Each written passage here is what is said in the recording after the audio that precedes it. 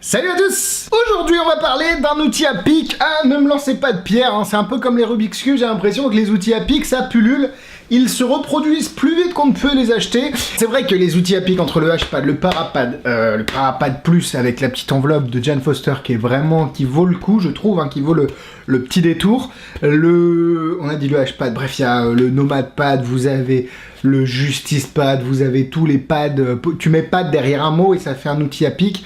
Vous avez évidemment les Telethought, vous avez le Thought Transmitter de John Cornelius, bref, vous avez énormément. Le Viper Wallet, évidemment, parlons-en, tous les outils en cuir également qui vous permettent... Bref, ça pullule sur le marché. Qu'est-ce qui manquait à cette collection d'outils à pad?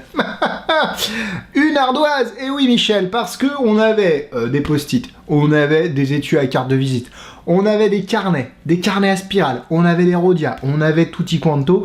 Par contre, on n'avait pas de petite ardoise. Et ça, est-ce que ça nous manquait? Je sais pas. Ben non, je suis complètement cynique. Évidemment que moi, je trouve, personnellement, à partir du moment où un produit sort, je me demande est-ce que ça apporte quelque chose qui n'était pas disponible aux personnes avant? Ben c'est le cas. On n'a jamais vu, en tout cas moi personnellement, de petites ardoises qui permettent de faire le pic d'une information. Alors, ok, ça n'a rien de révolutionnaire, la technologie c'est la même que dans le Parapad, c'est exactement la même technologie, c'est la même que dans The Informer, c'est exactement la même technologie, mais cet outil-là en tant que tel n'existait pas auparavant, et c'est tout le crédit que je donne à Pierre Onfroy qui a créé cet objet, qui est beaucoup plus astucieux et beaucoup plus intéressant que je ne le pensais. Avant tout, pour vous retracer un peu l'historique, ce qui s'est passé, c'est que j'ai vu Pierre Onfroy à la Fab d'Arcachon de 2018, donc en septembre 2018, je ne sais pas quand est-ce que cette vidéo sortira. Il me l'a montré, il était sur évidemment le stand de marchand de trucs, et là j'ai fait... Ouais... Alors, parce que quand il te montre ça, alors j'ai un nouvel outil qui ressemble à ça, ouais, d'accord, alors attends, je vais te le montrer, hop, il l'a fermé. Donc c'est une petite ardoise comme ça, tu peux écrire dessus au Velleda, j'ai fait... Mais ça ressemble à rien. Et c'est ce que je lui ai dit, je lui ai dit, mais comment tu justifies l'objet? Et c'est après, évidemment, que je me suis rendu compte que c'était pas la façon de justifier, enfin, ou le fait de devoir justifier l'objet qui était mauvais, c'était ma question. Ma question, elle était pas légitime parce que j'avais pas l'objet en main, parce que je l'avais pas testé. À partir du moment où je l'avais pas eu, j'avais pas anticipé pourquoi et comment ça pourrait être légitime en fait dans mes mains. C'est peut-être un peu compliqué ce que je viens de dire, mais c'est important. En fait, faut vraiment s'approprier les objets avant de pouvoir anticiper les questions. C'est comme si j'avais pris la mer. Non, ça c'est une chanson de Garou, Céline Dion. Bon, on aime beaucoup, mais c'est pas ça. Non, c'est comme si tu critiquais avant d'avoir essayé. Hein, alors, ça a été mon cas. Hein, je ne jette la pierre sur personne. Mais donc j'ai eu Pierre Onfroy longuement. On a échangé pas mal et il m'a montré le potentiel de son ardoise et je trouve ça vraiment très intelligent. Je sais qu'elle a été décriée pas mal sur les forums de magie. En même temps, qu'est-ce qui n'est pas décrié sur les forums de magie? EVM dans mon cœur. L'idée c'est que il y a eu pas mal de critiques, mais en fait je pense que c'est Pierre Onfroy et Marchand de Trucs qui ont un petit peu avec leurs fournisseurs un peu chiadé dans la colle parce qu'il y avait des soucis d'épaisseur, etc., etc. Moi je tiens à dire que l'exemplaire que j'ai eu est complètement fonctionnel et il fonctionne très bien. Voilà, non, c'est parce que des fois on casse le sucre sur le dos sur les forums et tout, derrière son ordi on est très bien, mais faut le dire aussi quand c'est bien, et mon exemplaire, eh bien, il y a juste un petit problème. Parce que autant parler de l'unboxing, autant parler des problèmes, vous avez ici, je ne sais pas si on le voit, un petit carré jaune, jaunâtre, hein, je sais pas si on le voit très bien. En fait, ils ont stocké le gimmick à l'intérieur de l'ardoise, et le problème c'est que le gimmick a déteint sur l'ardoise blanche, et ça je trouve ça limite. C'est vraiment pas beau, et évidemment, vous le savez, je travaille dans un magasin de magie, maintenant, Magic Dream dans mon cœur, je t'aime, bah, je les ai ouverts, ceux qu'on reçoit, et ils sont tous comme ça, malheureusement. Donc peut-être, petit conseil pour Ludo, et puis pour ceux qui fabriquent son fournisseur, faites attention, ne stockez pas le gimmick, le mec allait débiner comme ça sur internet, comme si c'était mon...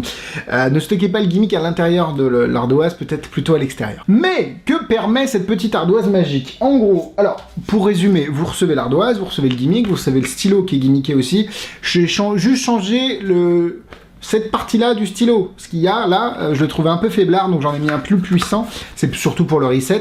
Vous avez une petite carte avec le lien et tout ça, non je peux montrer, donc une petite carte de visite avec le lien et le mot de passe dessus, vidéo très très cool, j'aime beaucoup ce que montre Pierre Onfroy. Vous avez un petit chiffon microfibre Ah non, c'est même pas du micro. Bref, c'est un truc pour essuyer, si jamais vous le souhaitez. Et évidemment, en gros, ça vous permet de faire des picouzes. Non, pas des picouzes, des pics. Des picouzes. Ça, c'était vraiment nul. En gros, l'outil vous permet de prendre connaissance d'une information qui vient d'être effacée. Si j'écris big... non, bah non. Si j'écris Magic Dream... En plus, Alexis fait de l'humour dans ses vannes, tu vois. Oh, mon Dieu. Je vais me faire décapiter pour cette vanne. Magic Dream, au hasard, hein, vraiment le nom d'une super boutique en France, que le spectateur efface. Yes, on est bon. Et là, le spectateur peut vous rendre l'ardoise et vous, dans l'action de venir faire ce geste-là, vous avez pleinement connaissance de l'information qui a été écrite par le spectateur. Et là, je vois clairement que Big Magie a été effacé d'un coup de main assez vénère. Arrêtons avec les petites blagues, les petits sous-entendus. Voilà, en gros, vous pouvez faire un pic de l'information qui vient d'être effacée. C'est une technologie qui existe dans Informer, dans Parapad, dans tout ce que tu veux. Le Hpad, même si c'est pas exactement la même technologie, on reste sur le même modus operandi. Il vous fournit le gimmick un peu volant. Vous pouvez choisir de le fixer à l'ardoise ou de le... Moi, fixez-le. Fixez-le. Franchement, de toute façon, fixez-le. Le mec qui a pas d'argument, mais voilà, fixez-le. Ce sera toujours plus simple et ça vous permet de faire ensuite le petit reset. J'aime beaucoup le petit reset. Alors là, je vous ai pas montré le reset, mais hop, le petit reset, c'est juste en faisant hop, tiens, ah non, je vais effacer. Et voilà, j'ai fait le petit reset et on peut recommencer. J'aime également énormément ce que fait Pierre Offroy avec son oui/non. Ça, je sais pas si vous avez vu. Hop. Yes. Et en fait, ce qui est bien, c'est que toute sa routine est construite autour d'un même symbolique, parce qu'il va demander à quelqu'un de penser à une personne. Et il va lui poser des questions sur cette personne, et il va écrire oui ou non, et le spectateur va répondre, et il va montrer qu'il avait bon à chaque fois. Donc le spectateur, enfin, tu demandes au spectateur, est-ce que cette personne est un homme? Non. Ah bah oui, je le savais. Voilà, etc. Tu réécris, est-ce que c'est... Et tu peux faire oui ou non. Ça, c'est très très intelligent. Je sais pas si c'est de Pierre, mais en tout cas, c'est vraiment bien. Et ensuite, vous pouvez, si vous équipez d'un bandwriter, nailwriter, boonwriter, et tutti quanti, faire une révélation de l'âge de la personne.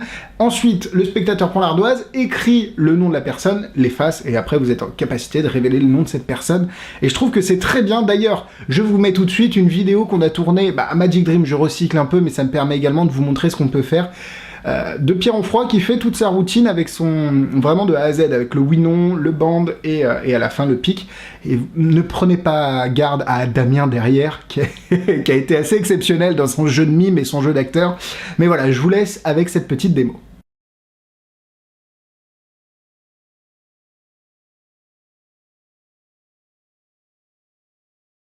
La façon de prendre l'information est très clean, je trouve, très claire, il n'y a pas de problème. Franchement, je suis assez convaincu par cet objet, et de plus, moi j'aime beaucoup le fait de pouvoir avoir une ardoise sur soi. J'avais acheté une ardoise Velleda pour faire mes reveals de book test, de The Abyss. Ça c'est Sylvain, ça c'est Maxime.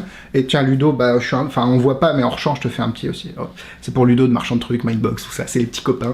Et puis, j'aime beaucoup le fait, comme je l'ai dit, d'avoir un support pour écrire les reveals de book test, et puis ne pas avoir de feuilles à déchirer. Alors après, c'est une démarche, de pas vouloir laisser de déchets, entre guillemets, ou de souvenirs de soi sur la table. Je sais qu'il y a des gens qui sont partisans de laisser vraiment des choses sur la table, des souvenirs d'eux, des cartes déchirées, des pièces pliées, etc. Là, autant pour le coup, j'aime bien avoir cette ardoise, et surtout que si vous l'introduisez avant, en tant qu'ardoise, juste pour révéler des mots de book test, par la suite, elle sera complètement intégrée dans l'esprit des spectateurs. Ils vont pas se dire, attends, c'est quoi qui nous sort là? Non, ok, on a compris, c'est une ardoise, il nous l'a montré, il nous a écrit les mots avant pour nous, il a lu dans nos pensées, il avait écrit les mots. Ok, la démarche, elle est logique. Je préfère faire ça que juste faire ça et faire... Attends, je te fais un petit peu le 4... la mise en situation, punaise, il est tard chez moi, je suis désolé. Bonjour, alors, cette petite ardoise, on va l'ouvrir, c'est une petite ardoise en cuir, vous avez un côté pour dessiner, un côté pour écrire, voilà. Vous pouvez penser à quelqu'un, j'ai écrit son nom.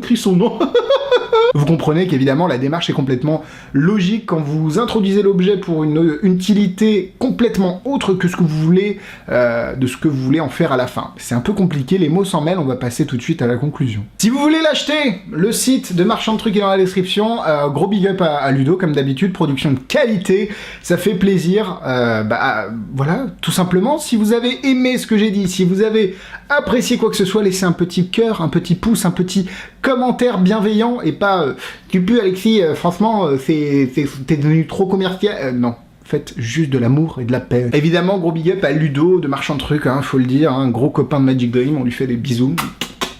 Et puis bah à bientôt pour une nouvelle vidéo. Bisous bisous.